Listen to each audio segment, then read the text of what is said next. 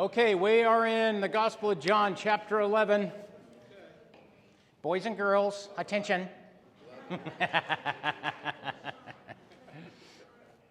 Gospel of John, chapter 11. We are going to pick it up with verse 18 today. And we're going to read down through verse 37. Okay, so John chapter 11, verse 18 through 37. And this, of course, we're kind of getting right into the middle of the story of the raising of Lazarus from the dead. Okay, John chapter 11, I'll start reading, verse 18. It says, "Now Bethany," and that was the town that Mary, Martha, and Lazarus lived, okay? Bethany was nigh unto Jerusalem, about 15 furlongs.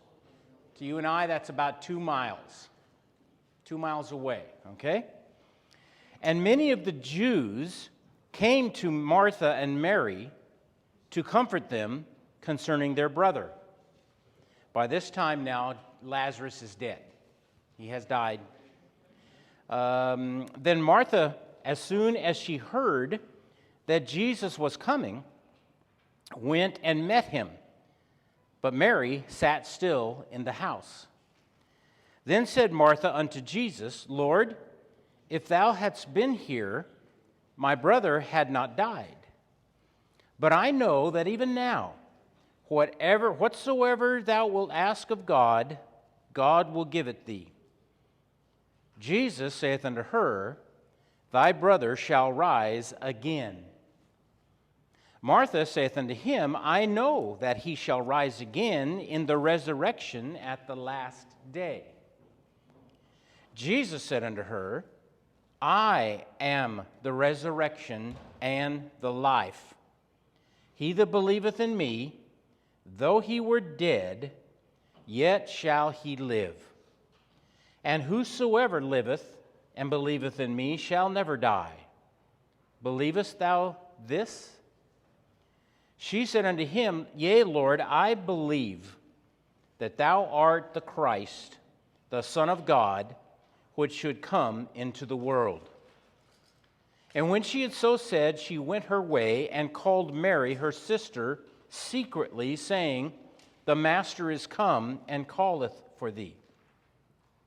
And as soon as she heard that, she arose, this is now Mary, she arose quickly and came unto him. Now Jesus was not yet come into the town, but was in that place where Martha met him. The Jews which were with her in the house and comforted her, when they saw Mary, that she arose up hastily and went out, followed her, saying, She's going to the grave to weep there.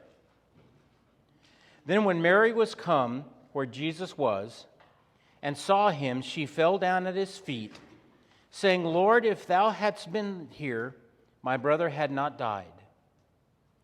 When Jesus therefore saw her weeping, and the Jews also weeping which came with her, he groaned in the spirit and was troubled, and said, Where have you laid him? And they said unto him, Lord, come and see. Jesus wept. Then said the Jews, Behold, how he loved him. Some of them said, Could not this man which opened the eyes of the blind have caused that even this man should not have died? And yes, we're going to stop right there. We're going to still leave Lazarus in the grave this week because there's too much to talk about before we get there. All right. So, who can tell me the details? Where Jesus gets news that Lazarus is sick. Where was Jesus when he got that news? You don't have to be specific, but you know. No, he wasn't in Bethany. Bethany was where he ended up going back. That's where they lived. He was somewhere over towards the Jordan River. It was 2 miles from Bethany to Jerusalem, but where Jesus was, it was a full day's journey to get back to Bethany. So he was pretty far away. For us, a whole day's journey, having automobiles, we can go a long way. We can go hundreds and hundreds of miles in an automobile. But on foot, a full day's journey it's not that far away, but it was still a day to get there. So the people came to Jesus, took them 1 day to get to Jesus, and then Jesus, what did he do when he heard that Lazarus was sick? What did he do? He stayed for how long? 2 more days. He stayed for 2 more days. In the meantime, he told his disciples that Lazarus had already died. Now, Bethany was only 2 miles from Jerusalem. And what was that area in Judea around Jerusalem? What did that represent to the safety of Jesus? It's danger.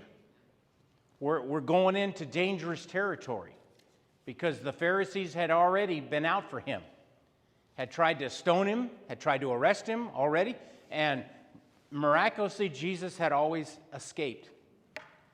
But now he's going back. And even Thomas, the old Eeyore statement, right? Let's just go with him and die too, right? He said, let's just go back. So they're risking a lot to go back. So 1 day to get the news. He stayed 2 more days. That's 3. Another day to get back to Bethany. That's 4. 4 days. And how many days had Lazarus been dead when he got to Bethany? Only 4. 4 days. So he probably died, Lazarus probably died right about the time that the messengers left to go get Jesus. He died pretty quickly. And now he's been dead for 4 days when Jesus gets back to Bethany. And so then we picked it up where he's not quite in the full town of Bethany yet. He's still a little bit outside of town.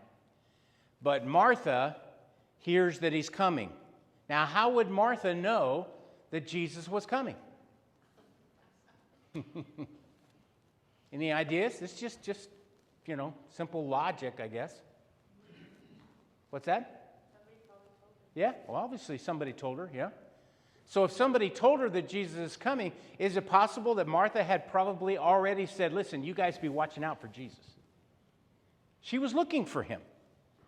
She was looking for him to come, even though, obviously she was hoping that Jesus would get there before Lazarus died. But that didn't happen. So he comes, Martha goes out to meet him. So now let's first talk about the atmosphere of Bethany when Jesus got there. They were not having a party, were they? No. So it was kind of a negative atmosphere. What it was the atmosphere of death. It was the atmosphere of death. Now, I'm sure all of us are old enough to have lived at a time in which we have been to funerals, or even before that, when we have been on the scene when somebody dies. And it is a very unique, particular atmosphere when somebody dies. Now, it can be different, especially the death of one of God's children versus the death of somebody that you don't know. You just don't know. That could be very, very different between those two. But it's still the atmosphere of death. And I want you to really think about that, not just in your mind, but in your heart. Jesus is coming to Bethany, and really we have reason to believe here that the whole town has been affected deeply because of the death of Lazarus. What have we already speculated about this family, Mary, Martha, Lazarus, and their where they live there in Bethany? What are some things that were probably, true, although we don't have the exact information? You remember any of the stuff we've talked about? They were what? They were very close to each other, absolutely. Jesus loved them, right? What was Jesus' relationship with them? He stayed with them. That was a big deal. If you were invited into somebody's home and you stayed with them. It also tells us that probably their home was, I would say, if we were to call it in today's language, at the very least, their home was upper middle class. It might have been a tract home, but it was one of these really big, nice tract homes, you know? They had a nice place. They were able to gather people together because when Jesus came, it wasn't just him, remember? It was his disciples. They were with him. And when he was in town, he gathered bigger crowds of people, and they were able to entertain him. And so this home that had been a home of, fellowship, of happy fellowship and just spending time together, now has been turned once again into a home with an atmosphere of death. Lazarus has been in the grave for 4 days, okay? He's been in that grave for 4 days. What about these mourners from Jerusalem? I think we talked about this a little bit already. What about that? What is there any significance? Well, everything is significant, right? John wouldn't have put it in here if it wasn't significant. What do we think about mourners coming from 2 miles away in Jerusalem to comfort, as the scriptures say, Mary and Martha? Does that tell us anything? Yeah. So do we know absolutely that these were paid mourners or friends? Could have been a mixture of both. Because it says that, go ahead, Sharon. I just want to say they're very well respected. Yeah, I think that's the main deal. They were highly respected. And it says that they came to comfort them. That was their motive. They came to comfort them. So I think we can take that at face value. They cared. They cared about these people, and people knew who they were. Even in Jerusalem, it says many of the Jews came. So this whole scene in Bethany, it could have, the population of Bethany could have been exploded just from all the people coming in to comfort Mary and Martha because Lazarus had died. And now Jesus is coming in. He doesn't come all the way into the town. He comes in. The house of fellowship became the house of death. Now, I don't want to get too morbid, but has anybody ever had somebody die in your home? I have. It's not a pleasant thing. And you don't forget it right away. Every time you pass by the room, for me, I think, somebody died right there. And it brings up this whole idea, and let's just take a minute. I want you guys to tell me, what should our attitude be towards death? Can't wait. You know what? Truer words. When we're thinking in the right kind of way. Joyce? It's actually twofold. Okay. For those of us that are saved, it's a going home. Yes. For those that are lost, it's eternal hell. So we tend to separate the consequences of death from the experience of death, right? It may not be pleasant for us to think that one day we may very well experience death. But if you're a child of God, you don't have to worry about the consequences of it. You don't. What else? Any other ideas? Yes, Sharon. It can be a time of reflection Oh, always. because you're reflecting on that person, Yeah, and it makes you reflect on you. absolutely. In Bible study this week, probably one of the greatest phrases I've ever heard from Beth Moore was, "God, rearrange me." And that's what death can do. What in my life needs rearranging? Mm-hmm. And I think that's what death is. Yeah. Yeah. Now, a lot of the things that you guys have said already is putting a positive spin on death. But you know what? We have to work on it. I'll be honest with you. The idea, just the very idea of death itself, almost like think of death as an entity. I'm not happy about it. I'm angry. I'm angry that we even have to deal with the idea of death. I've told you before, I have watched too many people die. I've watched it. I know what it looks like. I know what it sounds like. I know what it smells like. I wish I had never, ever in my life experienced anybody dying in front of me. I hate it. I hate death. And that's the other side of the coin. We all should hate death. So then that brings us, well, why do we even have death?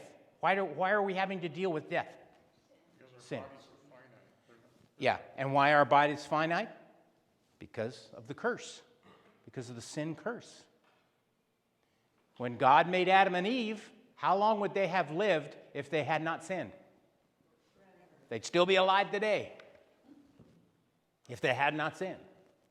But because they did, the death came with sin. Sin and death, they're hand in hand. They always exist together. And in fact, the scriptures say one of the things that Jesus is going to do in his victory that he ultimately is going to have, he has personal victory over death because he, right, rose from the grave.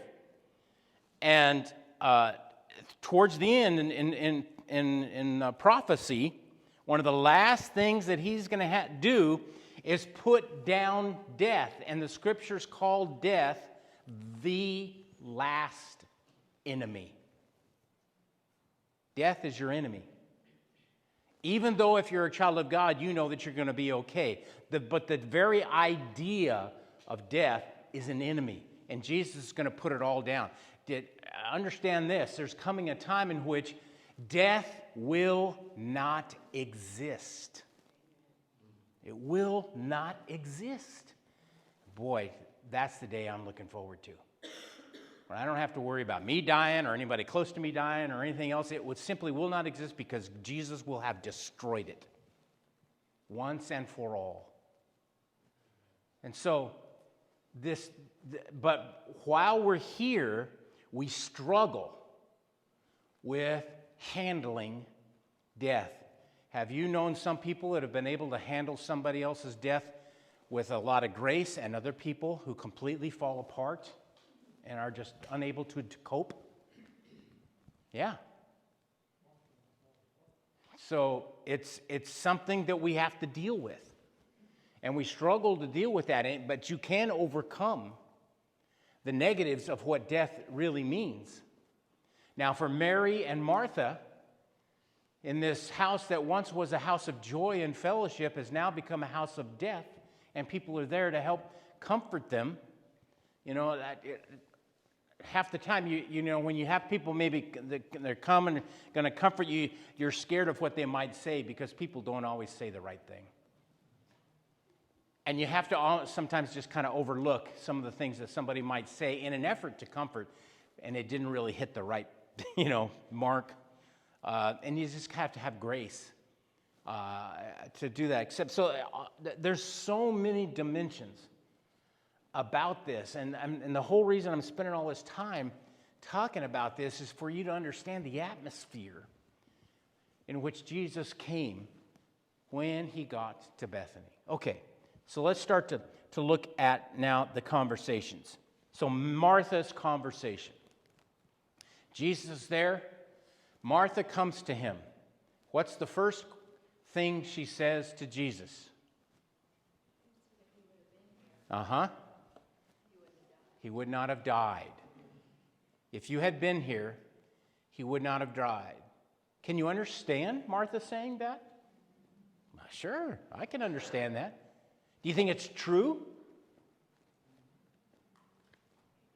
Possibly. It's all about the will of the Lord, right? Yeah, Jim.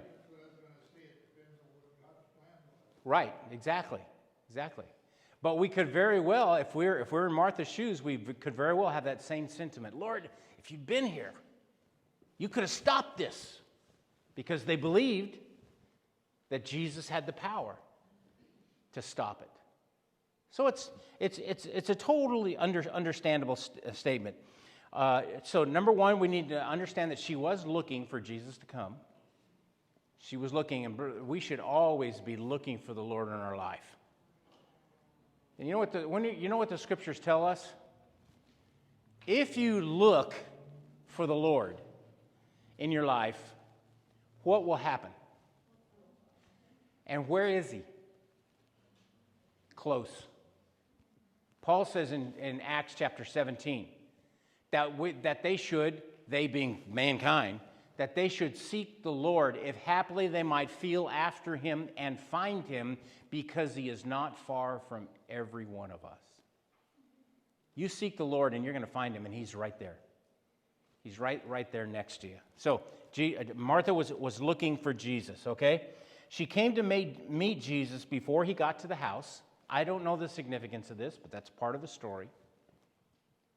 So he's out on the outskirts of town, so to speak, when Martha comes to meet him, okay? Now, what she is showing, and this is no big dig on Martha, this is Martha being not only being Martha, this is Martha being a human being, like any of us, okay? She showed imperfect faith. She believed, but the belief had some limitations to it.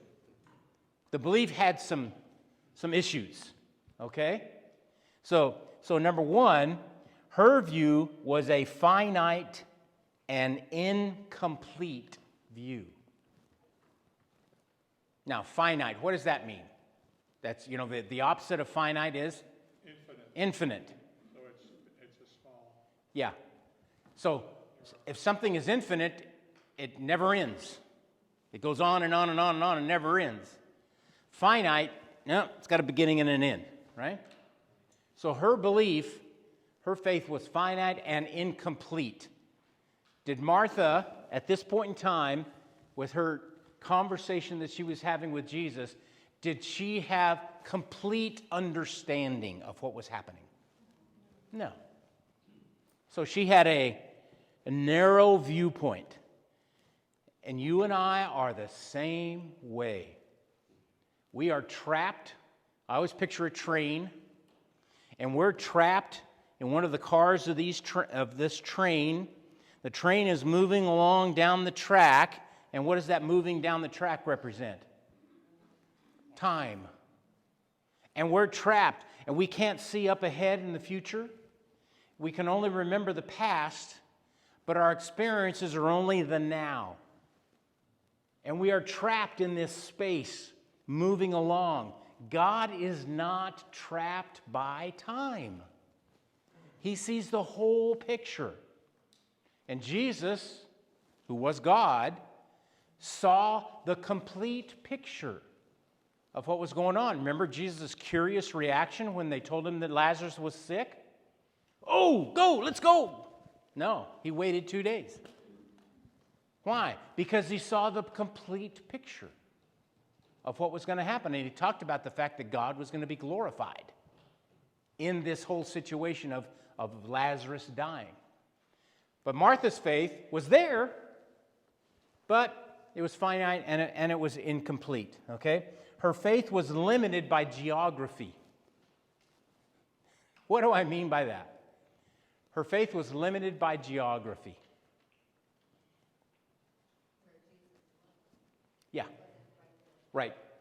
She said, Jesus, if you had been here, Lazarus wouldn't have died.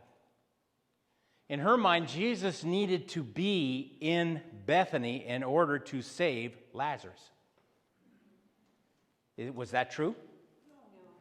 He could have done it wherever he was, right? So, once again, she was showing her limited understanding, her limited scope of reference about the whole situation. So Jesus could have cured Lazarus, as soon as he heard before he heard, okay? Sometimes we are the same way. We limit our understanding of God by where we're at in our life. And we need to understand that God is the God of everything, and He's the God of time. He lives outside the realm of space and time. He is everywhere all at the same time. And everywhere not only means geography, it also means time. He's in the past, He's in the present, He's in the future. He sees it all. His plan that He has for the human race, He sees it completely from beginning to end because He lives outside that. And He's able to have that perspective, okay? And yet we see in this conversation that Martha had with Jesus that she still believes. How do we know? She was hanging on, man. She was hanging on. What did Jesus tell her when Martha said, Lord, if you'd have been here, you wouldn't have died? What did Jesus tell her? He'll rise again. So then what did Martha say? Yeah. She said, I know He'll rise again at the last resurrection. So she believed in the doctrinal concept of the resurrection of saints at the end of time. She believed in that. And so she was hanging on. And she said, even now, Lord, whatever you pray, I know the Lord, the Father is going to answer you. So what is that? Does that mean that maybe she entertained the flicker of a thought here? Even though Lazarus had now been dead for 4 days, but Jesus was here? Maybe, just maybe, Jesus could still do something about it. We have some conflicting things going on here. That statement that she made kind of leads me to believe, well, maybe she believed that Jesus could raise him from the dead. Then on the other hand, when Jesus wanted to open that tomb, what did they say? He stinks. Don't roll that rock away. He's been dead for 4 days. He stinks. Now, was that true? Do you think Lazarus literally was dead for 4 days? You bet he was. He was literally dead for 4 days. What happens? It's one of the things I learned to recognize very easily in my career as EMS, and it's not a pleasant experience at all. It's what we call decompensation. Decomp for short. Aaron, you ever smell decomp? Oh, yeah. You ever forget it? Nope. Some of you, if you've never been around human decomp, you've probably been around decomp when a rat dies in your wall or something, Distinctive smell. He was decomping already. So, all this stuff is very, very true. Okay. Yes, sir. Martha was a very pragmatic person. Yeah. Whenever she wanted to do the cooking. Yeah. So I'm just thinking maybe her mentality was end final result. Maybe she wasn't looking at, wow, things can change. Just a thought. Yeah. Yeah. She seems to be a very pragmatic person. Yeah.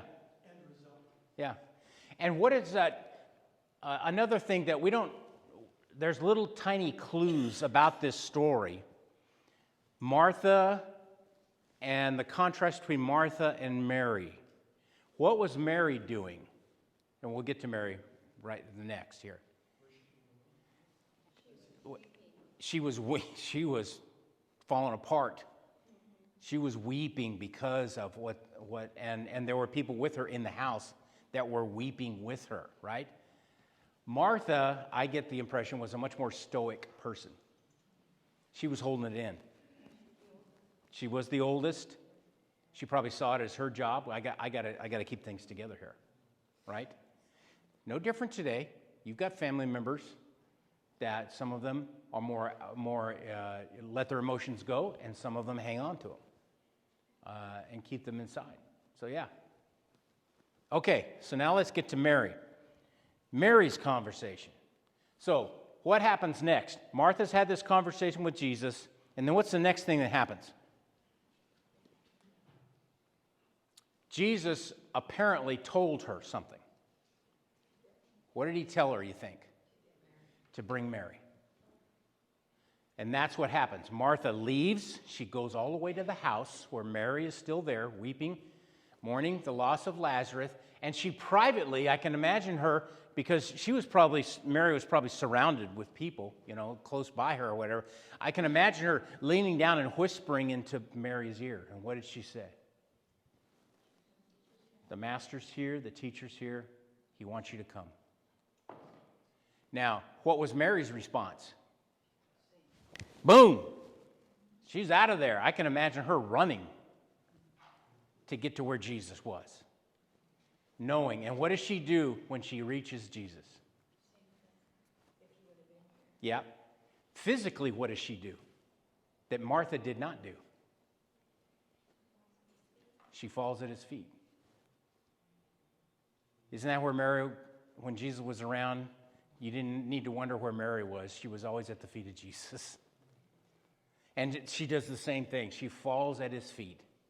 And I can imagine the tears are still flowing when she says the exact same thing that Martha said. If you'd been here, he wouldn't have died.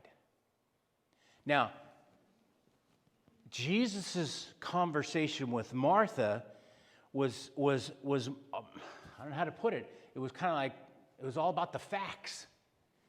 It was all about, this is the truth, Martha, you need to understand. And one of the overall things that I think Jesus was trying to impress upon Martha was who he was. They had already believed in Jesus. Martha said, you're the Christ. But they needed to come to a bigger, fuller understanding that Jesus was God, that he was the Lord himself. But with Mary, when Jesus says that, he does not have the same conversation with Mary that he had with Martha. So let's read it again. Verse 32, Mary comes where Jesus was. She saw him. She fell down at his feet, saying, Lord, if thou hadst been here, my brother had not died. When Jesus, therefore, saw her weeping, and remember now, the people that were in the house with her, when she got up and took off, guess what? They got up and took off and went with her. What did they think where did they think she was going? To the tomb, yeah. To mourn there. That's what they thought was happening. They didn't know she was going to Jesus.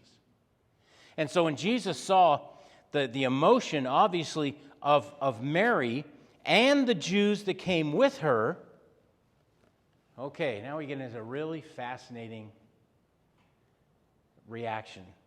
It says that Jesus groaned in his spirit and was troubled. Jesus groaned in his spirit and was troubled. Okay. The response of Jesus. Your brother will rise again. I've gotten ahead of myself. Sorry. So this is still in Martha's conversation. I forgot I had two parts to that second point. So the response of Jesus, your brother will rise again. Martha responds with an incomplete knowledge. Yeah, I believe in the resurrection, right? Sorry, we're backing up here. So I believe in the resurrection, but she wasn't getting the whole picture. Jesus reveals the whole truth. And what was the whole truth? We're back now to Martha. What was the whole truth that Jesus revealed to her? I am the resurrection and the life. I'm the reason that the resurrection will happen. I am the reason why you even have life right now. I am the resurrection. And then he said, if you die believing in me, you're still going to live. And if you're living believing in me, you never die. There's some deep stuff here, okay? So let's very quickly, what do you think Jesus meant? If you die and you're believing in me, you'll still live. That's maybe a little easier to understand. What was Jesus saying there? So if you're a believer in Jesus Christ, physical death will not keep you from spiritual life. Physical death does not overcome spiritual life. And in fact, the spiritual life becomes physical at the resurrection. Never forget that. You are not going to be forever in heaven, floating around on a cloud as a disembodied spirit.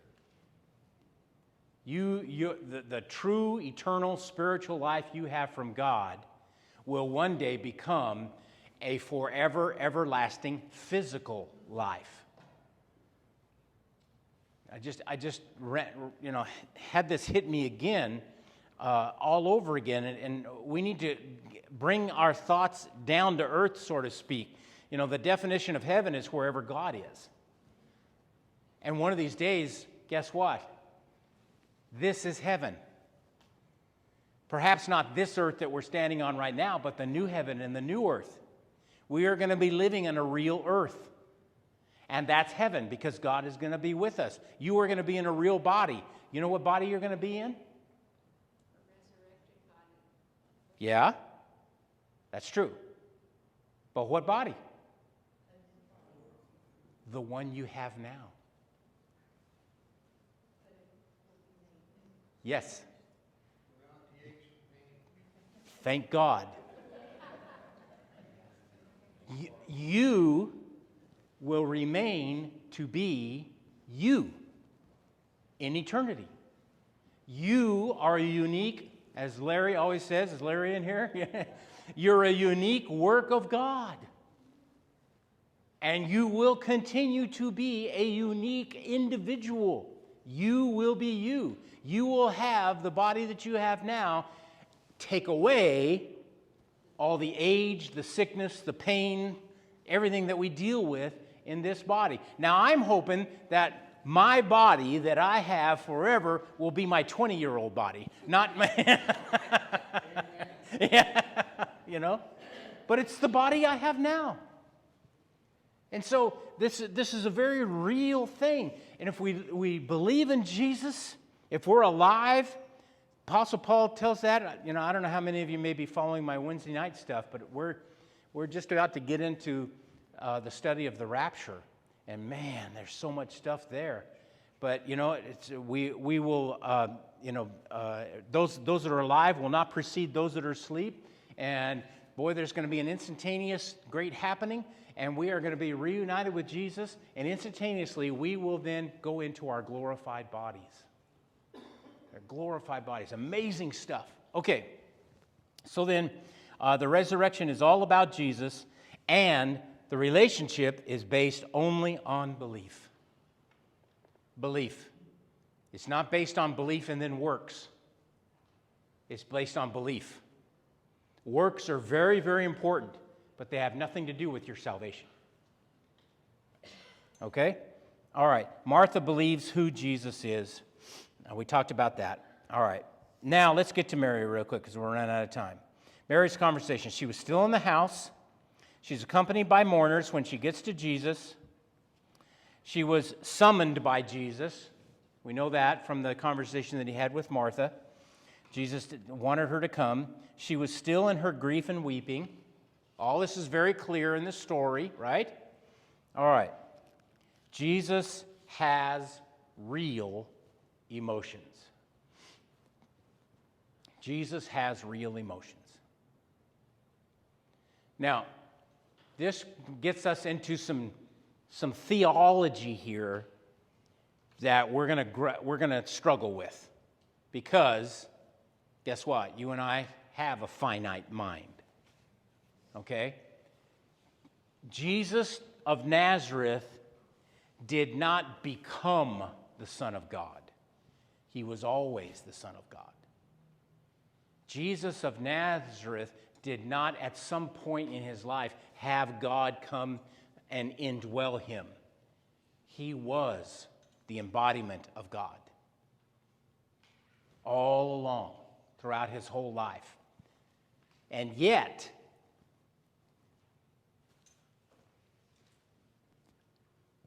how do I want to put this? He changed, in a sense. One of the things was that had God ever personally experienced human emotion before Jesus became, the Son became a man? See, there's some uniqueness going on here. Yeah, God experienced what it was like to be a human being. And part of, you and I both know, part of being a human being is having emotions. And Jesus said, he groaned, the story tells us. He groaned in his spirit. And then, the shortest verse in the Bible, right? Jesus wept. It hurt him. You say, well, what is it, groan in his spirit? I think the simplest way to understand that is that Jesus was hurting inside. When he saw Mary's weeping and the other mourners with her all weeping, he experienced that with her. And it hurt. It hurt. We have a Savior who knows what it's like to be a human being because he experienced it. He experienced things that he had not experienced before.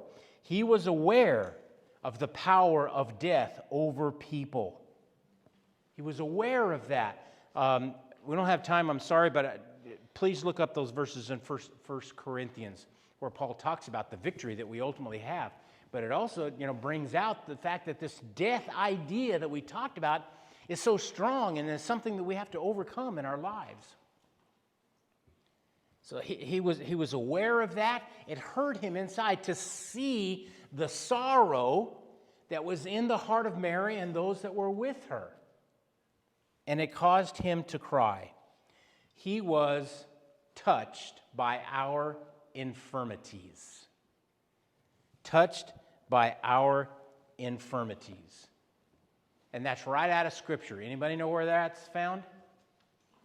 Okay, we're going to end it today with this. Go to Hebrews chapter 4. Hebrews chapter 4.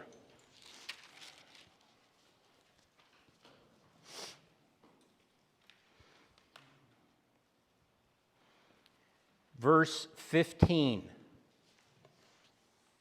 Hebrews chapter 4 and verse 15. This is referring to Jesus Christ as our high priest. Okay? He says, "For we have not a high priest which cannot be touched with the feeling of our infirmities." So that's a negative way of saying that we do have a high priest that is touched with the feelings of our infirmities. You could translate infirmities weaknesses. Okay? So we have a high priest because he became a human being. He is touched with the feelings of our infirmities, but was in all points tempted or tested like as we are, yet without sin. Yet without sin. And so then he says, because of that, because we have a high priest that is like that for us, we can then go boldly and develop a relationship with him because he knows what it's like. For you, he knows what it's like to be you. He doesn't just know it intellectually. He knows it because he experienced it. Then in the 5th chapter, I believe, let me read verse 7. Hebrews chapter 5 and verse 7. This is not in your notes, but look at this one. Who, and that's referring to Jesus once again, who in the days of his flesh, so we're talking about Jesus while he was alive on this earth, okay? Who in the days of his flesh, when he had offered up prayers and supplications with strong crying and tears unto him that was able to save him from death, and was heard, in that he feared. In that he feared. Now, does anybody know when this happened? The Garden of Gethsemane. That's when this happened, okay? I can never talk about this without telling you because the other belief is so prevalent, and it irks me, okay? I do not believe that Jesus was praying, God, get me out of this. I don't want to go to Calvary. No way. No way. Because Hebrews tells me, this is one of the reasons, Hebrews tells me he was crying and having to save him from death. Jesus was dying right then. He was going through the physical stress that was going to kill his physical body. And when he cried to the Lord, let this cup pass from me, he wasn't talking about Calvary. He was talking about what's going on right now. And then what does Hebrews say? His prayer was answered. Remember what happened in the Garden of Gethsemane after Jesus prayed? One of the gospel accounts says this: an angel came and strengthened him. That's what happened. Jesus' prayer was answered. And he received strength that would then ultimately get him all the way to Calvary. And in fact, in some ways, he exhibited superhuman strength because of what he went through even before he got to the cross. But then, one more verse, verse 8. Though he were a son, yet learned he obedience by the things which he suffered. There's the sense in which God in a human body was learning. He wasn't learning in the sense that he was incomplete or imperfect, or ignorant. He was learning in the sense that he was experiencing. His life experiences as a human being. It's what then ultimately, I believe the book of Hebrews is telling us, that's what ultimately allows Jesus Christ to be our once and for all high priest. Once and for all, no more other high priests. And he's still, you know where Jesus is today? Well, he says, I'm preparing your guys' place. Jesus is preparing our place right now. But he's also standing in our stead, our high priest, continually speaking on our behalf to maintain our eternal relationship with God. The reason you can trust that you can never lose your salvation is not because of you, it's because of who Jesus Christ was, is, and continues to be. Amen. That's the reason you can trust in all that. Okay, so there we go. Next week, Lazarus is going to come out of that grave. So we'll get to that part of the story next time. All right, thanks for hanging in there with me. Any prayer requests, announcements, anything else? Yes? The kitten's house went on the market today. Okay. For a quick sell. Okay. All right. Yes. Jim?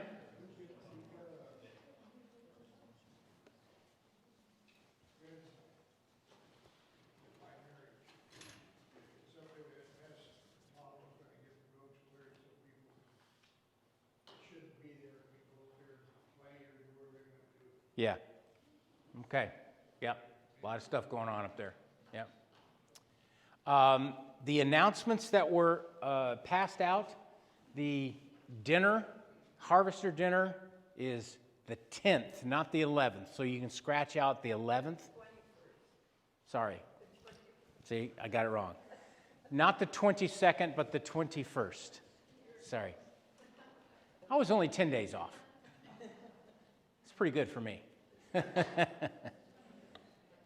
Okay, so it's not Friday night, it's Thursday night. It's Sunday, it's Sunday.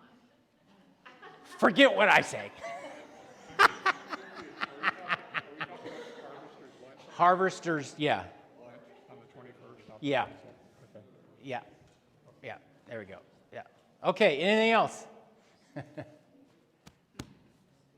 All right, let's pray. Father, thank you so much for the day.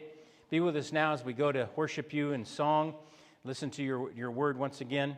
We thank you, Lord, for all that you've done for us, that you continue to do for us, and for the time in which we will be able to share each other's fellowship with you in a perfect, absolutely perfect environment without fear of death or anything else that can get in that way. We just praise your name because of that. In Jesus' name, amen.